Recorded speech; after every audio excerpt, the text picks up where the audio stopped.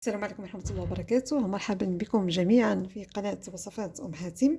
أخواتي الكريمات، في هذا الفيديو بحول الله غادي نقترح لكم رغيفات بحشوة التفاح واللوز، فهم كيجيو أكثر من رائعين. نتمنى أنكم تجربوهم.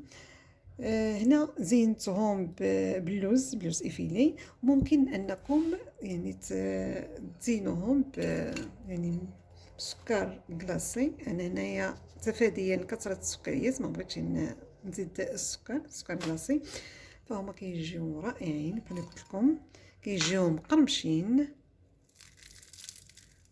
روعه. ما شاهدتكم فيهم، نتمنى انكم تجربوهم. نخليكم مع المقادير والطريقه. باش نحضروا هاد الرغيفات غادي نبداو بالعجين اللي غادي نحتاجو فيه كيلو ديال الدقيق الابيض الممتاز، و4 كيلو ديال فينو، يعني 4 ديال الفينو، وواحد خماره حمراء يعني 7 غرام. لان خماره حمراء خدموا مباشره. وغادي نضيفوا واحد الملعقه ديال الخل، ملعقه ديال الخل، والملحه شويه ديال الملحه، دائما كنديرو قياسنا،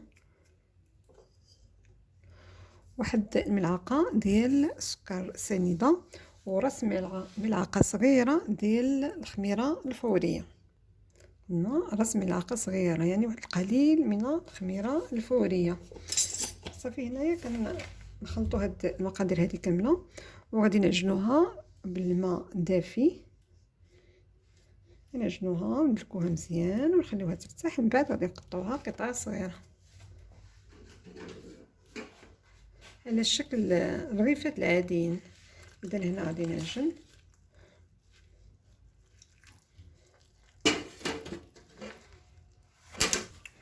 هنايا بحال اللي كتلاحظوا. دابا هنايا جمعت العجين ديالي مزيان وغادي ندلكها، ومن بعد غادي نحطها في البلاستيك الغذائي ونخليها ترتاح. ما غادي ترتاح نقطعها كويرات صغيره باش نخدموها نطلقوا ان شاء الله. بالنسبه للزين عندنا كيلو ديال التفاح اللي غادي نقطعو قطع صغيره ونعصر عليه الحامض، ومن بعد غادي نضيف عليه القرفه وجوج معالق ديال الزبده، ونضيف عليه 4 ديال المعالق ديال السكر، وواحد ساشي فاني. اذا هادو هو اللي غادي بالنسبه للتفاح. وعندنا كذلك بالنسبه للتزيين عندنا اللوز افيلي، وعندنا حب الملوك المعسل، وعندنا اللوز كونكاسي، لوز محمر ومهرمش. اذا هادو بالنسبه للمقادير ديال التزيين. قلت انا التفاح وقطعته وضفت عليه 2 معالق ديال الزبده، وضفت عليه القرفه، واحد المعلقه ديال القرفه، وساشي فاني. ويعني هذا هو المقادير ديال التفاح. ويعني ما قطعته عصرت عليه الحامض. اذا يعني بالنسبه للمقادير ديال التفاح اللي غادي نعسلو، قلنا القرفه، ساشي فاني، 4 ديال المعالق ديال السكر، وجوج معالق ديال الزبده. هنا غادي نديه باش نحطو باش يتعسل. هنايا كنبقاو نعسلو التفاح هذا مزيان كيتعسل وكيتسمعك. بالنسبه للعجين هي قطعناها قطع صغيره، وغادي نطلقو. غادي ندير الرغيفه في وسط الرغيف.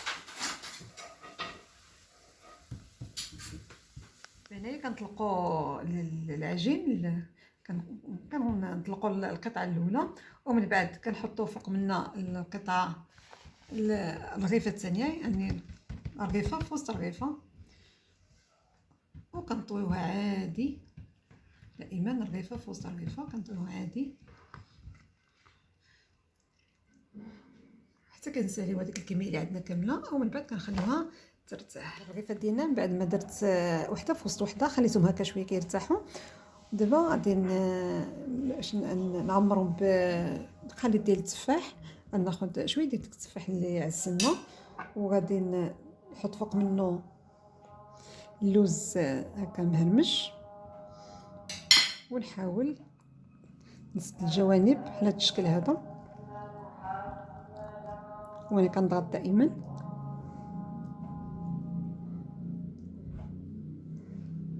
وناخذ هاد الحبل الملوك المعسل ونحط واحد قطعه بهذا الشكل هذا، ونستمر حتى كنساليهم كاملين. من بعد ندهنهم بصفر البيض وندخلهم الفران.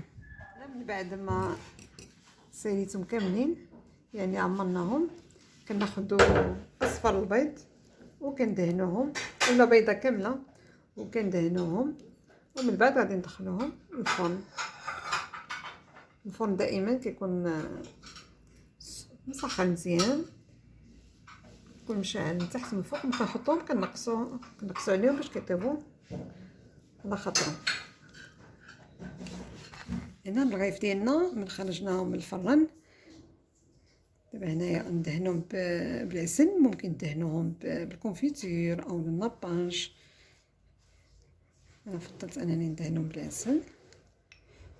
وغادي نزينهم باللوز ايفيلي، يعني في عود اللوز ايفيلي ممكن تزينوهم باللوز كونكاسي اولا بكاوكاو، هذا كيبقى لكم يعني على حسب الرغبه ديالكم اللي عندكم موجود في المنزل.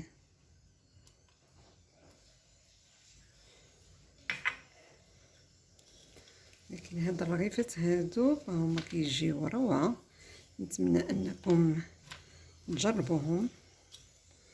كيجيو مقرمشين ولذاذين بديك الحشوه.